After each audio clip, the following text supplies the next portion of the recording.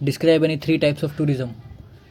हमारे आंसर में हम 3 टाइप के टूरिज्म देखेंगे। पहला है लोकल और इंटरस्टेट टूरिज्म, दूसरा है इंटरनेशनल टूरिज्म और तीसरा है एग्रो टूरिज्म। तो स्टार्ट करते हैं।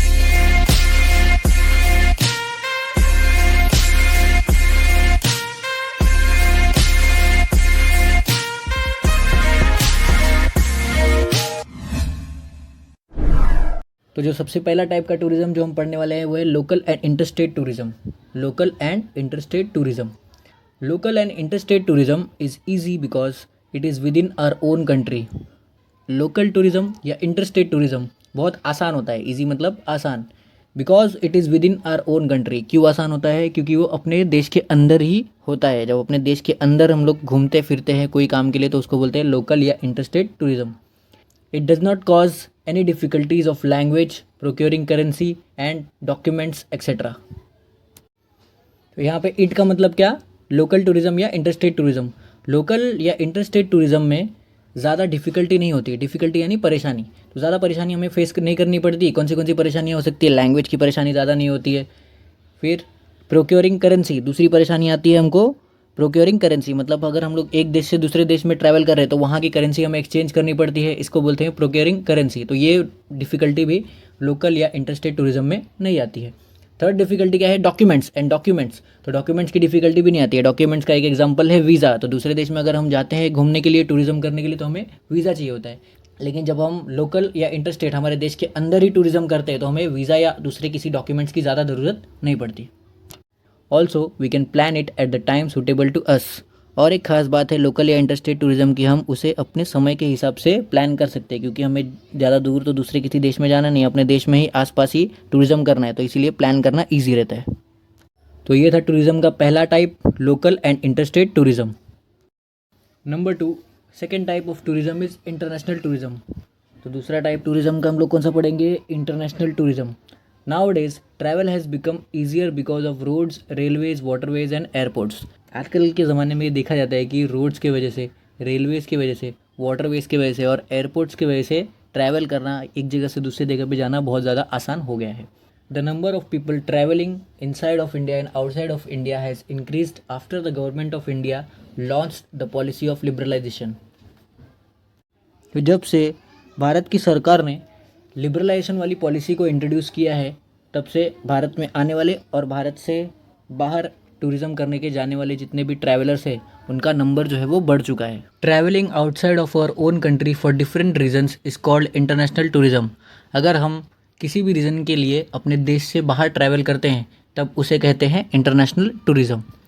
People travel outside of their country for studies, relaxation, sight seeing and professional meetings, film making etcetera. जो लोग अपने देश से दूसरे देश में ट्रैवल करने जाते हैं उन्हें इंटरनेशनल टूरिस्ट कहा जाता है।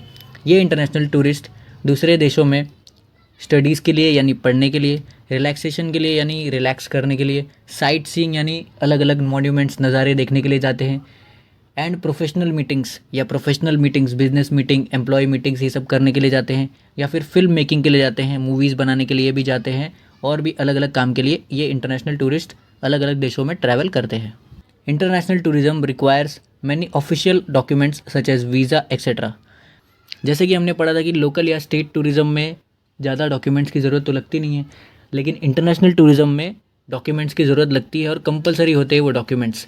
डॉक्यूमेंट्स का एक एग्जाम्पल है वीज़ा। फॉर एग्ज़ाम्पल, अगर आप स्टैचू ऑफ लिबर्टी देखने के लिए यूनाइटेड स्टेट्स जा रहे हो तो आपको आपके पासपोर्ट पे, इंडिया के पासपोर्ट पे यूएस का वीज़ा चाहिए होगा। अगर वीज़ा नहीं होगा तो आप यूएस ट्रैवल नहीं कर पाएंगे। ये था टूरिज़्म का दूसरा टाइप, इंटरनेशनल टूरिज़्म। अब पढ़ेंगे लास्ट और थर्ड टाइप, एग्रो टूरिज़्म। तो अब एग्रो टूरिज़्म क्या होता है पढ़ते हैं। When people living in the city areas visit rural areas to experience village life and agriculture, it is called agro tourism. Agro tourism मतलब क्या? जब शहर में रहने वाले लोग गांव के इलाकों में जाके गांव की लाइफ को या एग्रीकल्चर को, उनके आसपास के वातावरण को एक्सपीरियंस करते हैं तब उसे बोलते हैं agro tourism. Agro tourism is also known as agri tourism. Agro tourism का एक दूसरा नाम भी है, पेट नेम जैसे सबका होता है, एग्रो टूरिज्म का दूसरा नाम है एग्री टूरिज्म। एग्री टूरिज्म क्या है? एग्रीकल्चर वर्ड से लिया गया है। वो टूरिज्म जो एग्रीकल्चर से जुड़ा हुआ होता है, खेती बाड़ी से जुड़ा हुआ होता है, उसको बोलते हैं agri tourism. Now Indian farmers are also visiting far away places like agricultural research centres, agricultural universities to watch research and experiments to develop agriculture. आजकल इंडिया के जितने फार्मर्स हैं वो भी एग्रो टूरिज्म करते हैं। कैसे करते हैं? अब आप लोग कहोगे कि वो लोग तो गांव में रहते हैं, वो एग्रो टूरिज्म पे कैसे जाएंगे? तो एग्रो टूरिज्म का एक एस्पेक्ट ये भी है, जब फार्मर लोग एग्रीकल्चर को सीखने के लिए, एग्रीकल्चर को और डेवलप करने के लिए कहीं पे विजिट करते हैं, कहीं पे जाते हैं, तो उसको भी एग्री टूरिज्म ही कहते हैं। जैसे कि आज के टाइम पे हमारे देश के फार्मर लोग एग्रीकल्चरल रिसर्च सेंटर्स में जाते हैं, वहाँ पे देखते हैं क्या क्या नए नए तरीके निकल करके आ रहे हैं एग्रीकल्चर के लिए। एग्रीकल्चर के यूनिवर्सिटीज़ में पढ़ने के लिए जाते हैं, अपने गांव से बाहर, अपने शहर से बाहर। तो ये सब भी किस में आता है? एग्रो टूरिज्म में ही आता है। तो ये थे 3 टाइप के टूरिज्म। पहला था लोकल एंड इंटरस्टेट टूरिज्म, दूसरा था इंटरनेशनल टूरिज्म और तीसरा एग्रो टूरिज्म।